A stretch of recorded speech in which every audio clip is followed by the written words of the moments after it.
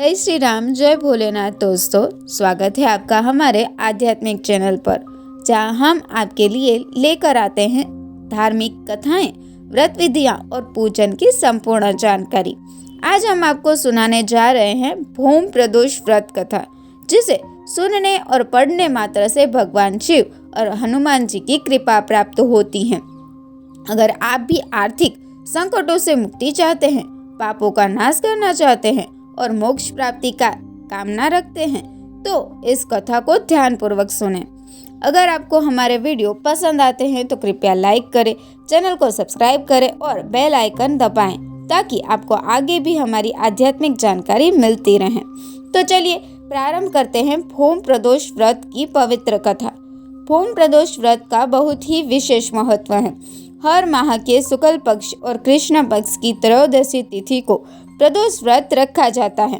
जब यह तिथि मंगलवार को आती है तो इसे भूम प्रदोष व्रत कहते हैं।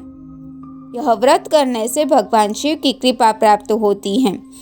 हनुमान जी प्रसन्न होते हैं, जिससे जीवन में सभी संकट दूर हो जाते हैं। इस व्रत को करने से रोग, कर्ज और पापों से मुक्ति मिलती है। व्यक्ति को मोक्ष प्राप्ति का भी आशीर्वाद मिलता है। इस व्रत को विधि पूर्वक करने के बाद इसकी कथा सुनना और कहना बहुत पुण्यदायी माना जाता है। तो आइए अब हम आपको सुनाते हैं भूम प्रदोष व्रत की कथा। श्री सूत जी कहते हैं, अब मैं आपको मंगल त्रयोदशी व्रत की कथा सुनाता हूँ, जिसे सुनने से सभी कष्टों का नाश होता है। बहुत प्राचीन समय की बात है। एक नगर में एक गरीब वृद्धा रहती थी। उसका एकमात्र पुत्र था, जिसका नाम मंगल्या था। वह वृद्धा हनुमान जी की बहुत बड़ी भक्त थी। हर मंगलवार को वह हनुमान जी का व्रत रखती और पूजा करती तथा भोग लगाती थी। साथ ही वह इस दिन न तो घर लिपती थी और न ही मिट्टी खोदती थी।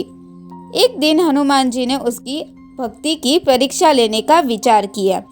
वे एक साधु का रूप धारण कर वृद्धा के घर पहुंचे और बोले, क्या कोई हनुमान जी का भक्त मेरी इच्छा पूरी करेगा? वृद्धा बाहर आई और बोले, महाराज आज्ञा दे। साधु बोले, मैं बहुत भूखा हूँ, भोजन करूँगा, किंतु इससे पहले तू जमीन लीप दे। अब वृद्धा बड़ी दुविधा में पड़ गई, क्योंकि वह मंगलवार को यह कार्य नहीं करती थी। उसने हाथ जोड़कर कहा, हे महाराज, मैं आपकी हर आज्ञा मानूंगी, पर मंगलवार को मिट्टी खोदना और लीपना वर्जित है। साधु 3 बार परीक्षा लेने के बाद बोले, तो फिर अपने बेटे को बुला, मैं उसे औंधा लिटाकर उसकी पीठ पर आग जलाकर भोजन बनाऊंगा। वृद्धा के पैरों तले जमीन खिसक गई, लेकिन वह अपने व्रत का वचन नहीं तोड़ सकती थी। उसने मंगल्या को बुलाकर साधु के हवाले कर दिया। साधु यानी हनुमान जी ने वृद्धा के हाथों से ही मंगल्या को औंधा लिटाकर उसकी पीठ पर आग जलवाई। दुखी मन से वृद्धा घर के अंदर चली गई। कुछ समय बाद साधु ने वृद्धा को बुलाकर कहा, अब तू अपने पुत्र को बुला, उससे भी भोजन करना चाहिए। वृद्धा ने रोते हुए कहा, महाराज, अब आप उसका नाम लेकर मेरे हृदय को और न दुखाइए। लेकिन साधु ने फिर भी उसे पुकारने को कहा। जैसे ही वृद्धा ने मंगल्या का नाम लिया, मंगल्या हंसते हुए बाहर आ गया।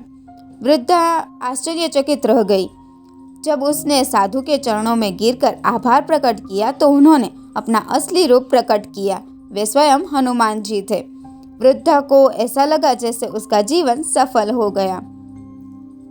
अगर आप भी भूम प्रदोष व्रत करना चाहते हैं तो इस विधि पूर्वक करें। स्नान कर स्वच्छ वस्त्र धारण करें, भगवान शिव और हनुमान जी की पूजा करें, गाय के घी का दीप जलाएं और रुद्राभिषेक करें, गुड़ और गेहूं से बना प्रसाद अर्पित करें, दिन भर उपवास रखें और केवल एक बार भोजन करें। शाम को प्रदोष काल में कथा पढ़े या सुने, हनुमान चालीसा और शिव चालीसा का पाठ करें। मित्रों, यह थी भूम प्रदोष व्रत कथा, जिसे सुनने मात्र से भगवान शिव और हनुमान जी की कृपा प्राप्त होती है।